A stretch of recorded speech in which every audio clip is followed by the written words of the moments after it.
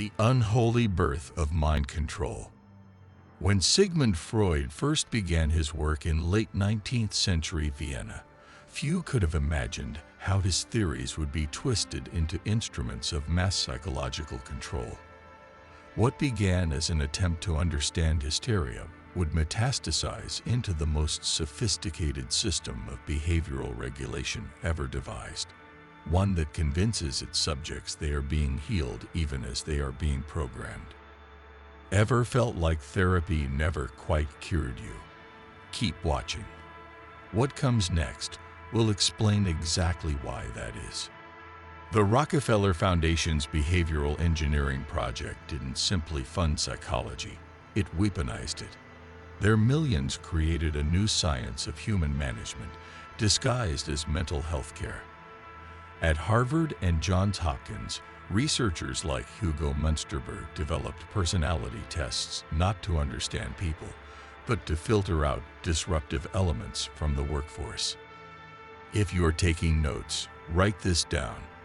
The same personality tests used in your job interviews come directly from these experiments.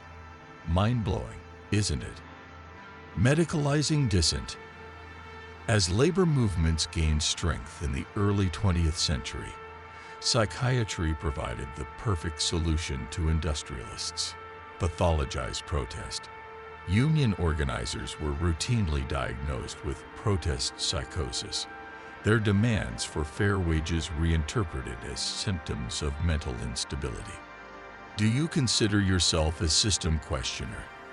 Drop a free in the comments below if you've ever been called too intense or paranoid for thinking differently.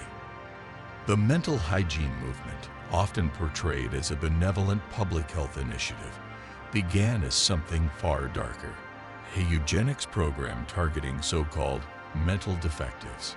Its true purpose was never healing, but social control, identifying potential troublemakers, neutralizing threats to the established order, and pathologizing completely normal human responses to exploitation and injustice.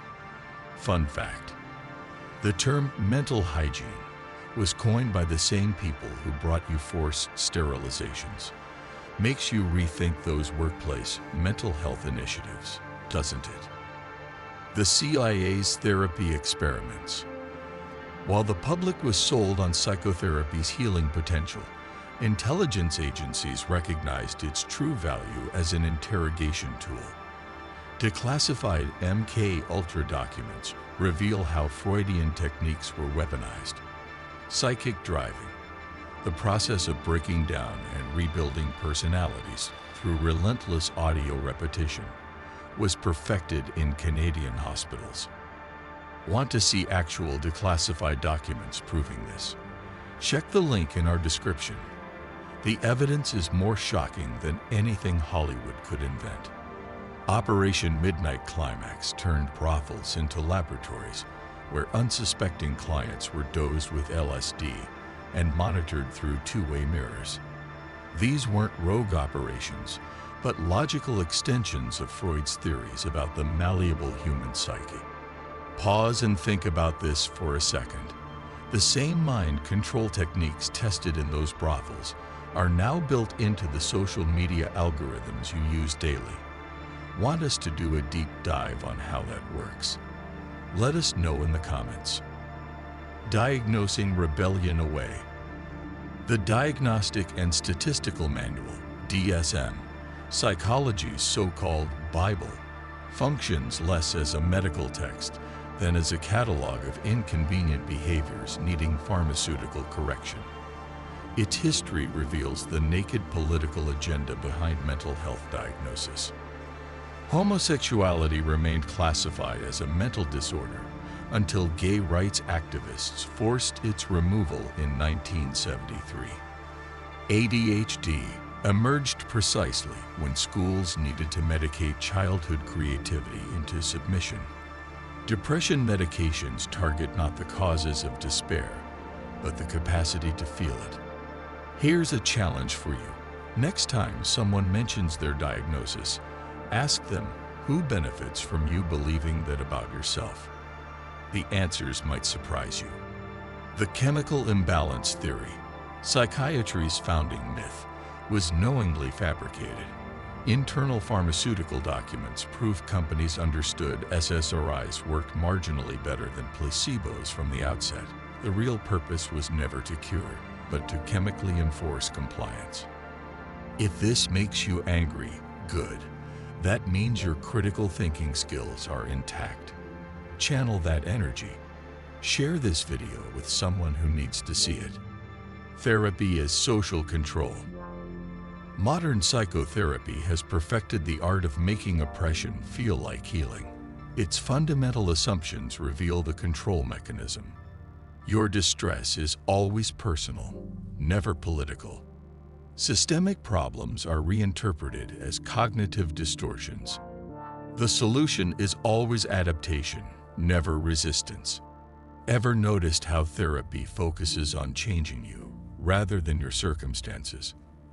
That's not an accident. And if you're seeing this pattern too, hit that like button so we know to make more content like this.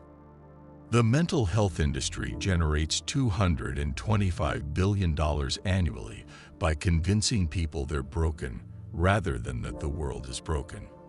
It's the ultimate neoliberal project, transforming social ills into individual pathologies requiring individual pharmaceutical solutions.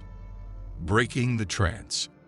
True psychological liberation begins when we recognize that much of what's labeled mental illness represents sane responses to an insane world. Understand psychology's history as a tool of social control rather than healing. Reject the medicalization of normal human experiences. Want to take this further? Start by researching who funds the studies behind your medications.